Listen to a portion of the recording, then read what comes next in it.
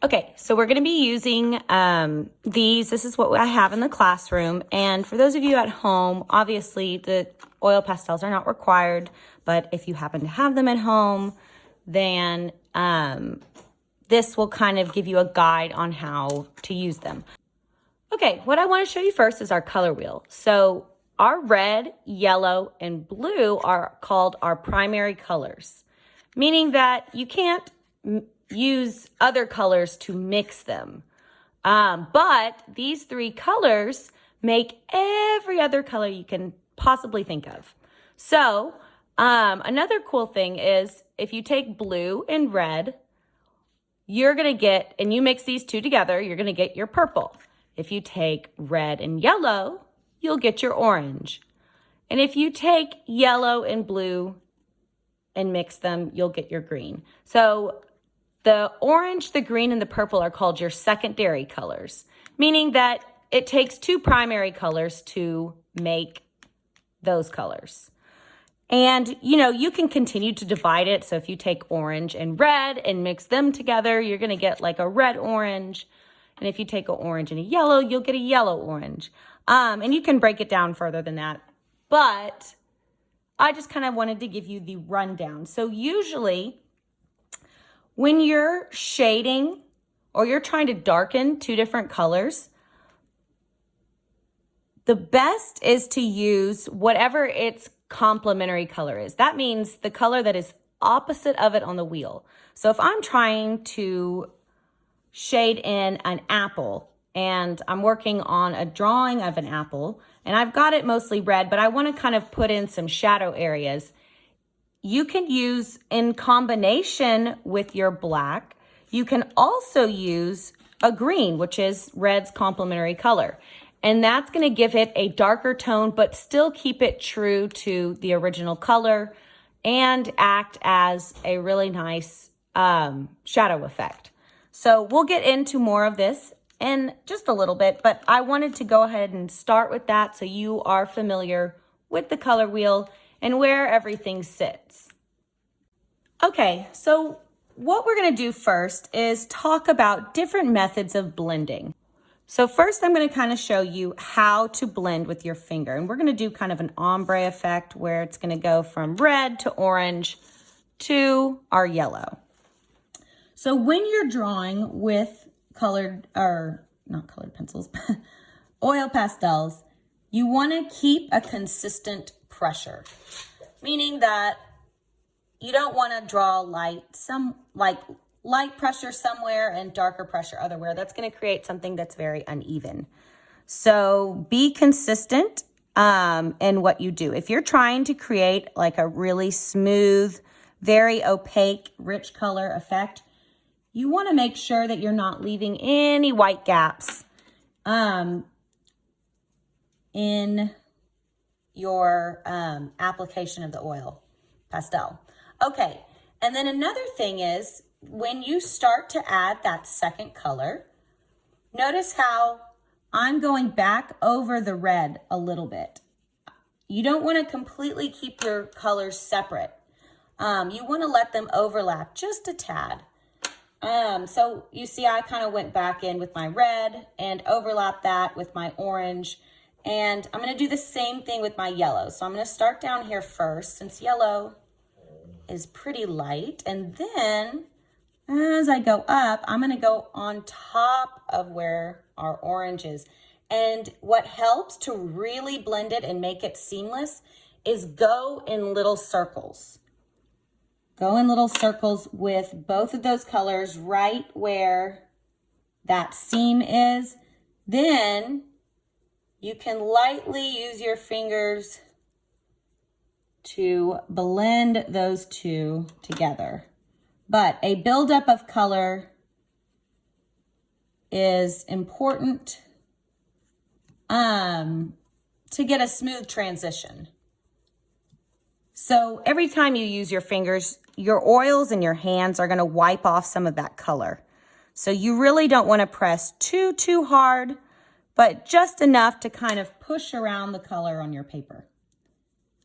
And I'm really focusing on just the areas where that color blends together. So that is the finger method. Now we're going to move on to the blending stump. So same thing. And as your oil pastel gets a little low, you can peel off the paper. Don't peel it all the way off because then you're getting your fingers all over the oil pastel. You want to keep some of that paper on so that you can hold it without messing it up too bad. Okay, so I've got a good layer of my red. And I'm going to go back over my red with that orange. And anytime you're coloring anything with oil pastels, don't just use one shade of that color. So what I mean is like, you either want to use multiple colors like this, or like for example, if you're drawing a red apple, you want to use a bunch of different colors, different shades of reds, to give it a more realistic effect. Okay, so now I'm going to take my blending stump. We're going to hope that all this charcoal doesn't mess it up, but we'll see. So the blending stump is really nice because you don't have the problem of all the oils on your hands kind of pushing into the paper. You have a little bit, in my opinion, more control. I know other artists feel like they have more control with their fingers. I think it's more of a personal preference than anything else. So you can kind of try out both methods and see which one you feel like works the best for you. But to me, like I said, I feel like I have a lot more control over this blending method. And it makes for, it doesn't like, I feel like with the fingers, it kind of clumps up your oil pastels. But with the blending stump, it doesn't as much. And then another technique that I wanted to mention, which is called scratching.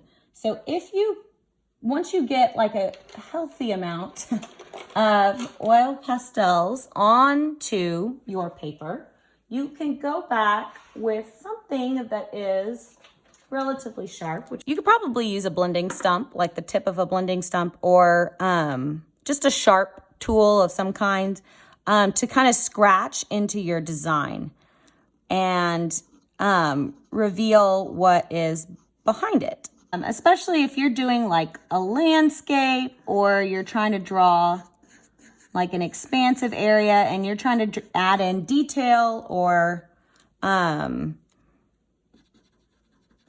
texture to your drawing. This scratching method is great. So you can see I kind of scratched in a little flower. You can do the same thing with the blending stump.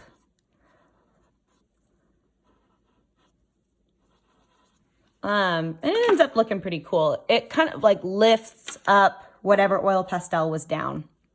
Okay, now we're going to move on to the next one. Now we're going to do tissue paper. So you'll take your tissue paper, kind of roll it up, and then you want to use like a corner like this, almost like you're making it into your own blending stump. The only thing that I don't love about the tissue paper is that it pulls up a lot of the color, and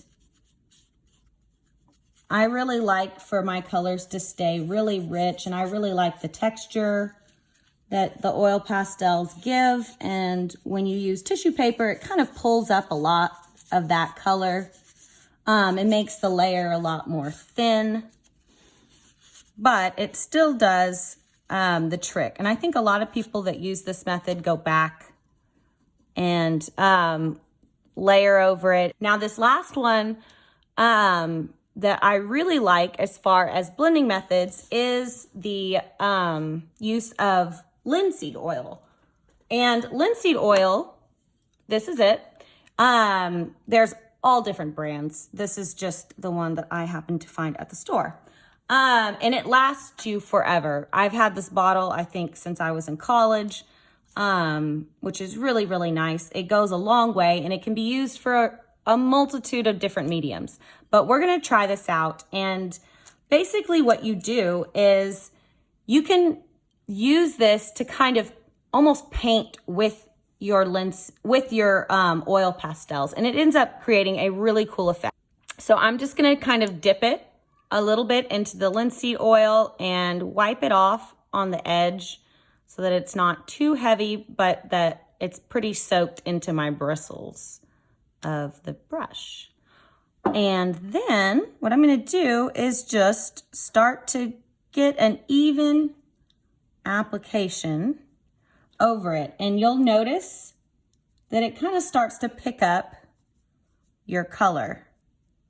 And it ends up looking really, really cool. And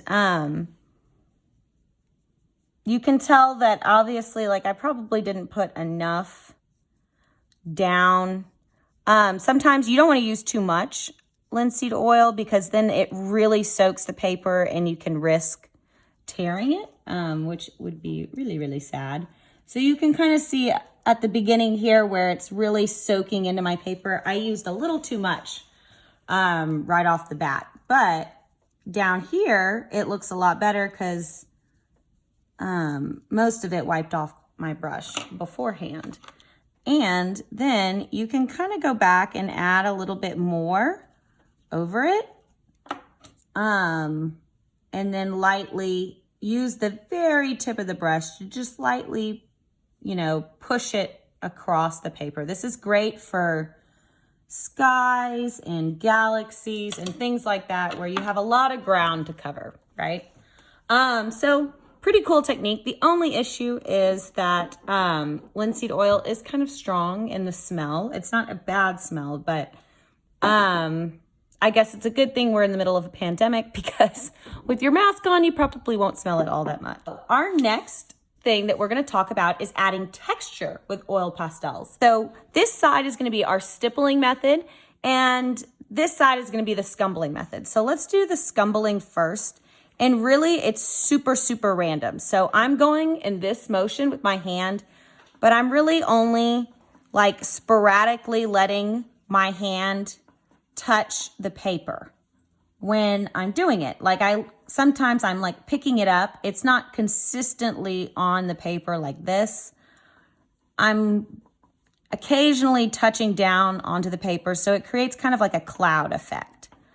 And this is a great way to add texture and to build up a really cool looking layer of colors. And you'll get a lot of artists out there that tell you, oh, well, you should always start, you know, with the lighter first and then go dark. Or there's an equal amount of artists that will say, no, it's great to start with the darker and then go with the light. So honestly, I think it depends on what you're trying to achieve.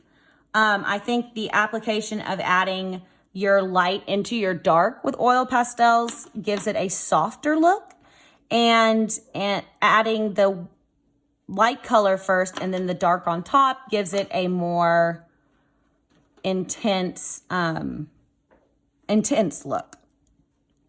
Okay, and now I'm gonna kind of add in my yellows on top. And then in there, I'm gonna go back with some blue. Like I said, it's really random, but this is a technique that is really great for like foliage. So bushes and, you know, grass and trees and all sorts of stuff like that.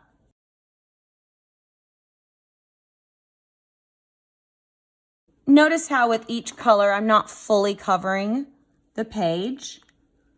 I'm leaving, you know, some white space and letting the next color kind of build in and add to it.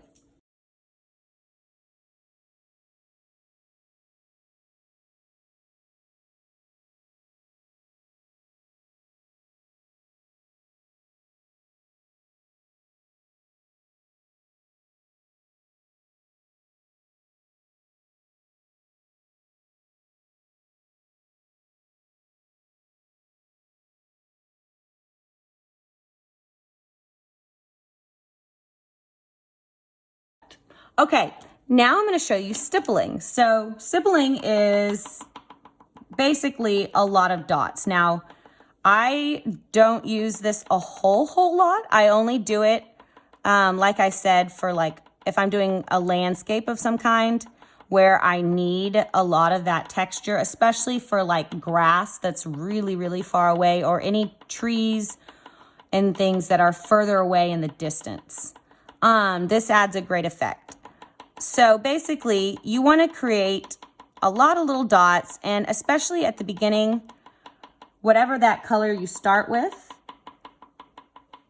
you can create like an ombre effect by putting the dots really close together, and as you get further down, kind of spreading them further apart.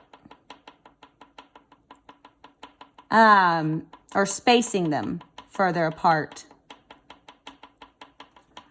And letting it kind of blend into whatever the next color it is you're going to use.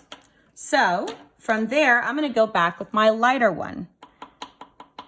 And this is a very popular method. There's a ton of artists out there that have the patience of a saint and they fill their entire artwork with this method, which I think is absolutely amazing. I don't understand how they do it. Just look up any type of impressionistic work, and there's a lot of artists that do this method with paint. They do it with oil pastels or with pens, and the result is honestly incredible. It looks awesome. So I'm doing the same thing where I'm like really, really close together with my dots up here, and then I'm getting kind of lighter as I go down. Or not lighter, but more spaced apart. Okay, and then I'm gonna go in with my yellow and do the same thing. And I'm not creating like perfect dots. It's more like they end up like little dash marks, kind of.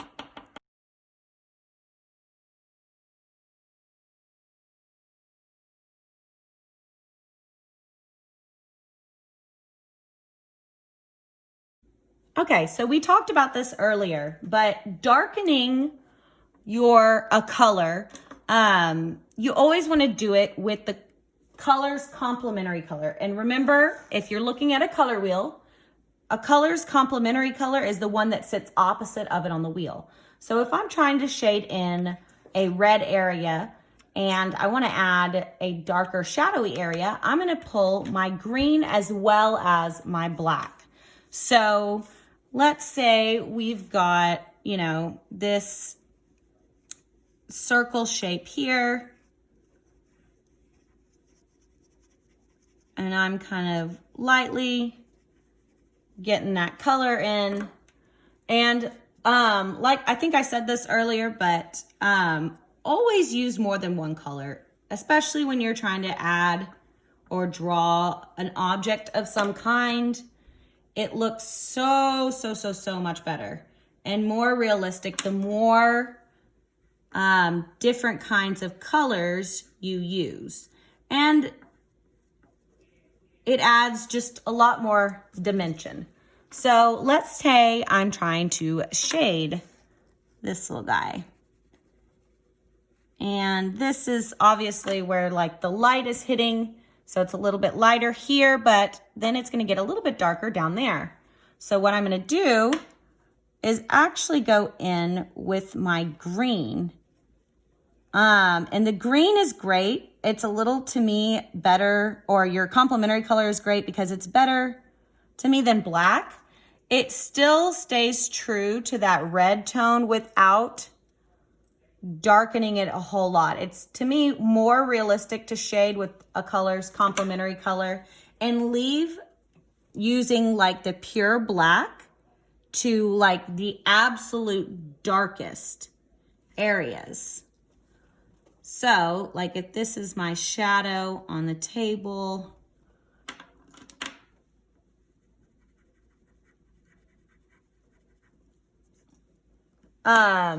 leave the black for the darkest and then have the green be for like those where it's darker, but it's not quite all the way dark, if that makes any sense. Okay, now lightning. So let's say we have another circle here, and I kind of want to add it so that this area is a lot lighter. The best way to do that is to go in with a white, there it is, and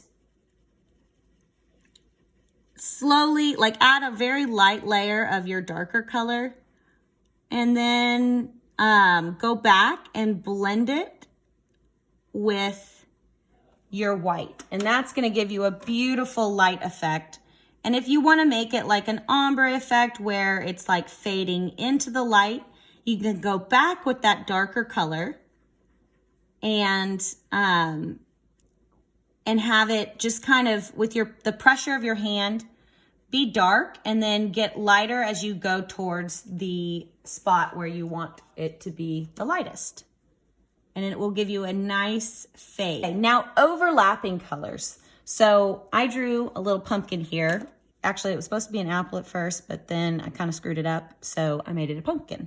But when you start like drawing an object, just kind of be, you know, don't press too hard. Just give a rough, like, almost like an outline drawing. Make it really general. Don't need to be super specific. Just to get kind of a base color on there for your pumpkin / apple, whatever this is. And then what you're gonna do is slowly build up that color. So with other colors. So like I'm gonna come in with a yellow, and on the areas where I feel like that kind of stick out or should be lighter on my pumpkin, I'm gonna come in with those lighter colors. So maybe like a lighter orange. I don't have a whole lot of different shades with this small oil pastel set, so it's not like I can grab a bunch of different shades of orange, but you can do the same thing with different colors or different hues. So I just did the yellow. Then I'm gonna go in with my brown and add in the areas where I feel like should be a little darker or more shadowy. So like, you know, in pumpkins, they have those like creases. So that's what I'm doing with my brown. And then I'm kind of like doing a light shade, in the middle of it to have it like fade from dark and get lighter as it goes to the top. But this method is excellent in creating really realistic looking objects. And then here, I've been using all of my warm colors. So let's look at the color wheel and say, okay, so I've been using these three, whoopsies, do them in order. These three colors. So my red complementary color is green. So I'll grab a green. Complementary color for orange is our blue. So I'm gonna grab my blue. And then for yellow, it is violet or purple. And I'm gonna grab those three colors, and I'm gonna use these to add some dimension to my darker areas. And you don't want to overdo it with these, so kind of go in a couple different areas and lightly add in this color without, you don't want to add too much of it. Then I'm going to do the same thing with my blue. Just in little shadow areas, I'm going to come in with that blue just to give it a really cool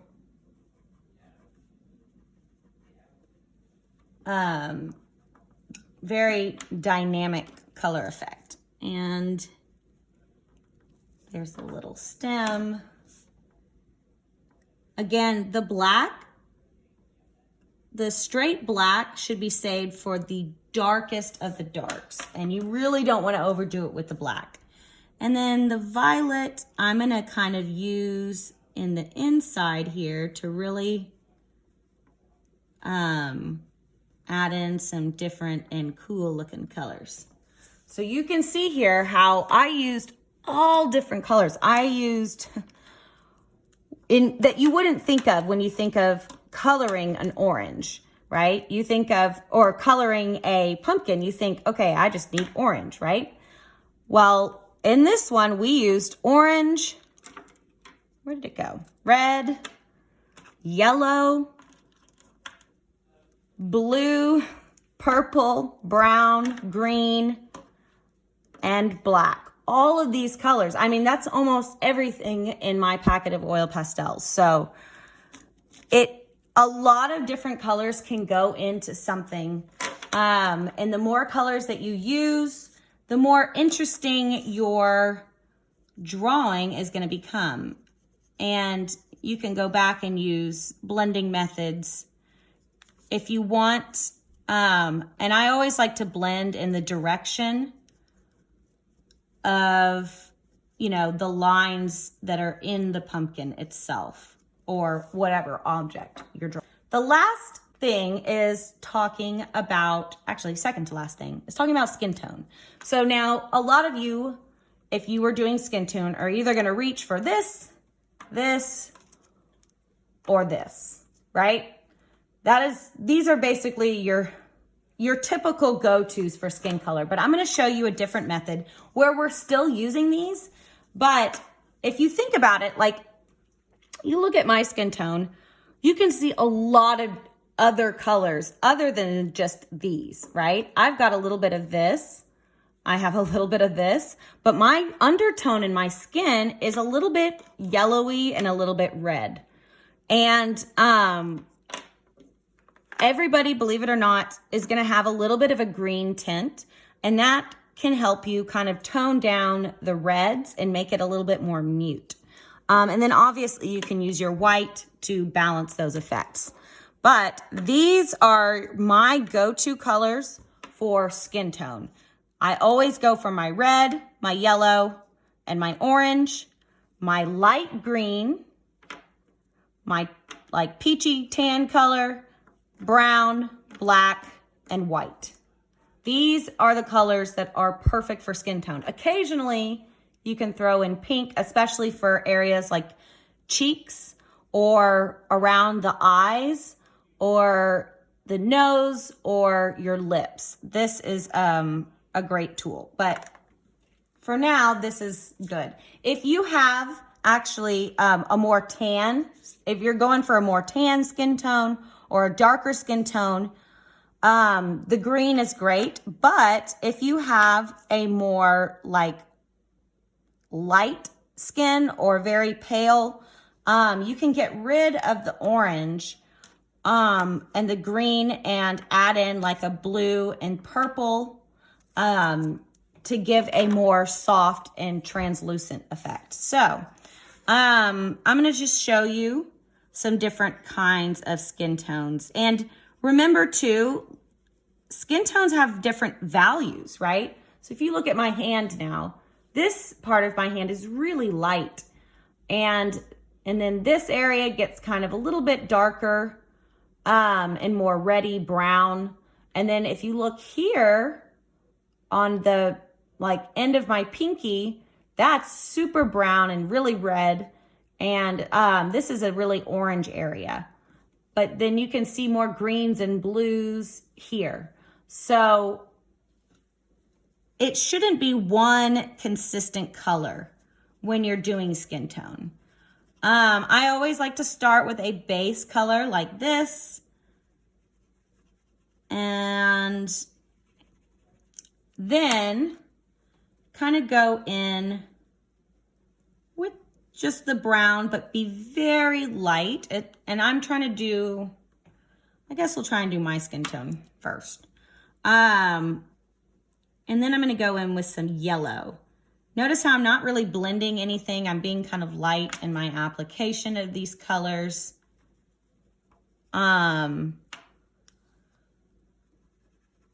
and go in with some white, and then I'm gonna grab my green and kind of, I like to add in the green close to where it starts to get a little bit darker, but not all the way in the shadows. And then same with the orange. I use the orange to kind of ramp up the shadow effect.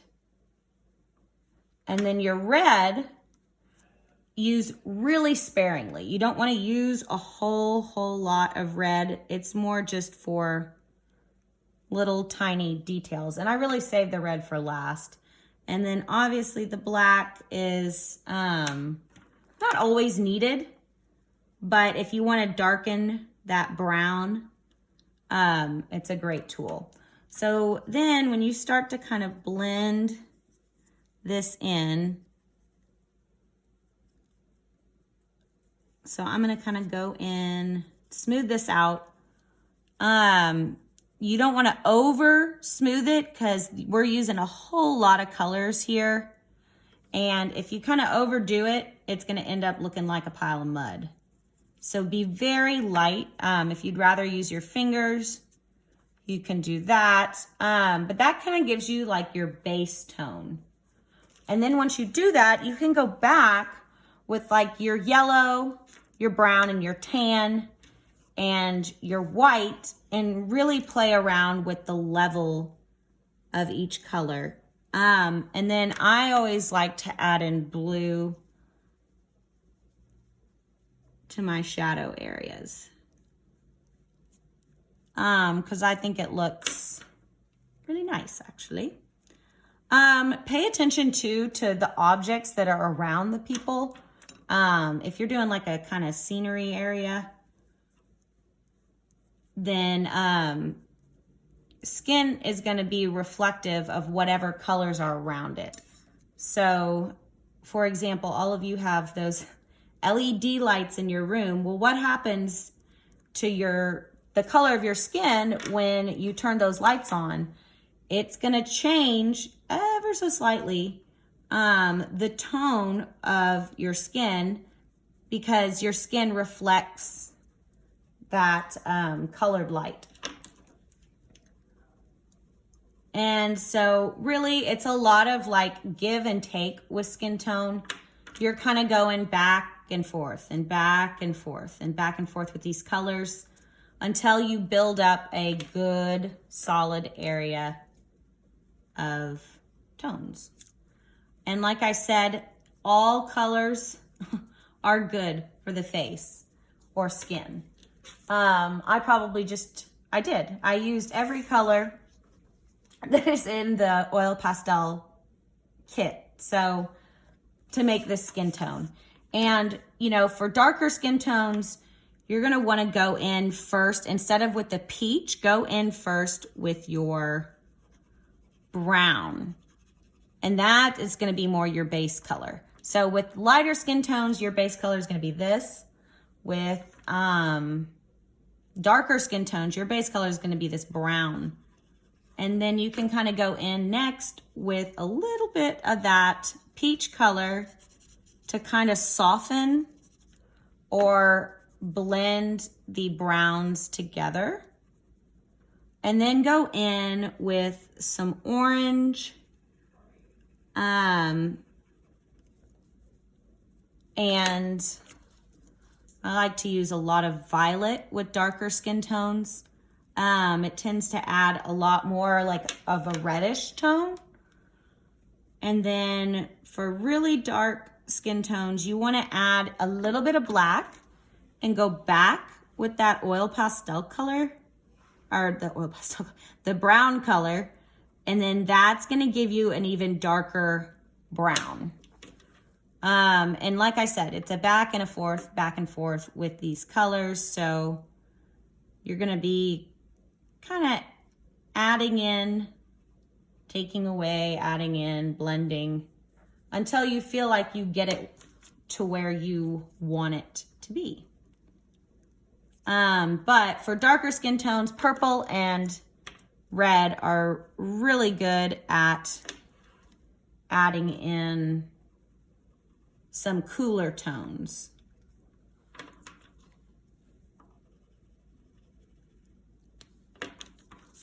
And that is how I usually approach skin tone. And the green, for darker skin tones, I really don't use a whole lot of. You can, but very, very sparingly. And you might want to use the darker green and not that very light green.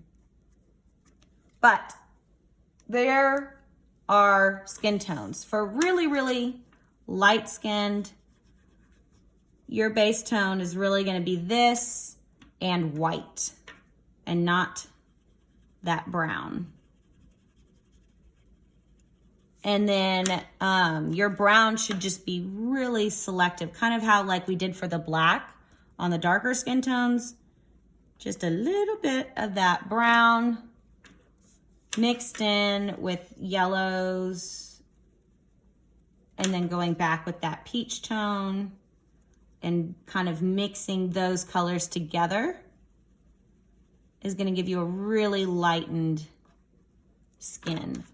Same thing, adding little bits of red and purple and blue are perfect for this very light skin tone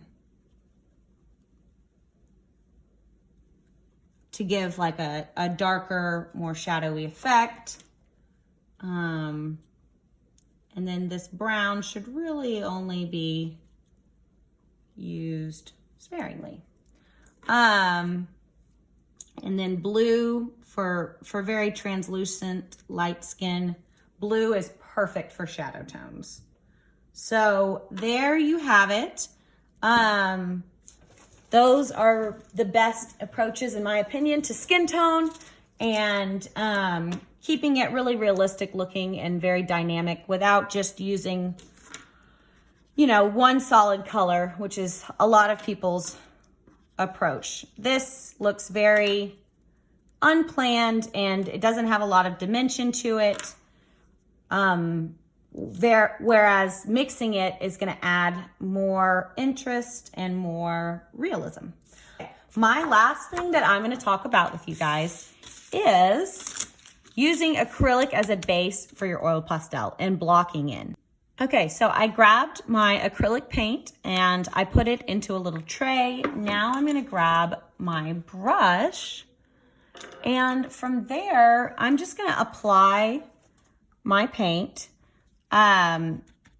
to the paper. And this is a great method, especially if you have a lot of ground to cover, to kind of get this base on there. And notice how I am going to do like a moon or a sun in the center. So what I did was I cut out a circle from some masking tape and I taped it down. But I think it looks really nice, really pretty. This is the linseed oil one. And honestly, when it dries, it is so like butter soft and smooth and just amazing to the touch. And I'm just gonna give myself a light layer of just one color of acrylic and basically use this as a base for your oil pastel. So the best trick is to honestly paint this and wait for it to dry. It should dry relatively quickly. Now we will wait, and once that's dry, we'll go in with our oil pastels. Okay, so this last little technique, oh, sorry, my cat. Harvey, what are you doing? Go, go, go. Sorry about that. They like to be wherever I am. Okay, so what we did was we covered the base with some acrylic paint. Then what you can do is go back on top of it and start adding in your oil pastels. And what it really does mostly is it just kind of allows you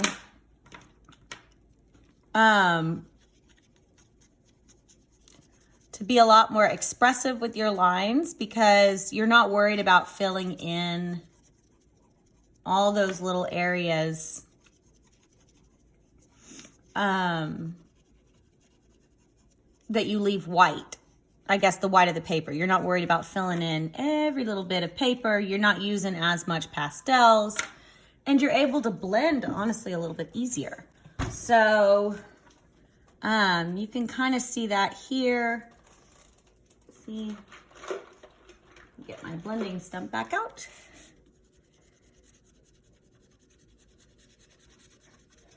But it starts to create a really cool effect. And when I like to blend too, another thing that I notice that I do is like the swirly method, curvy method. It tends, especially if you're trying to blend a bunch of colors together, to give it a nice texture.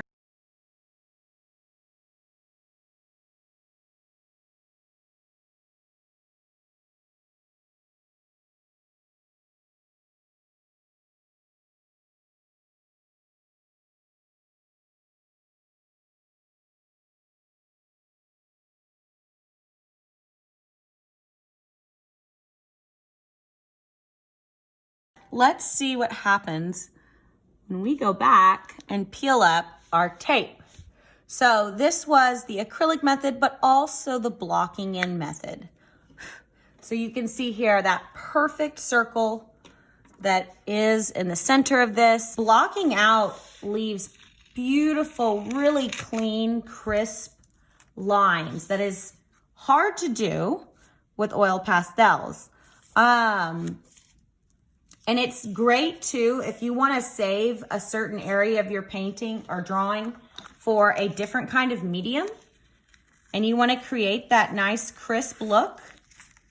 This is a great way to do that. So you would block out the area where you don't want the oil pastels, and then when you're done with the oil pastel, go back, peel up your tape, and then proceed to finish your artwork with that second medium that you wanted to use.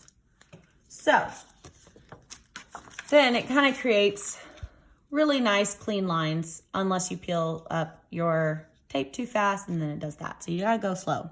I always like to like if you're only doing oil pastel in a certain part of your artwork, make sure to use the blocking out method by taping off that little area so that you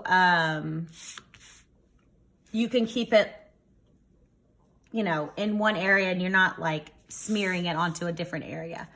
Okay, that is about it. And I hope this was helpful. See you in the next video.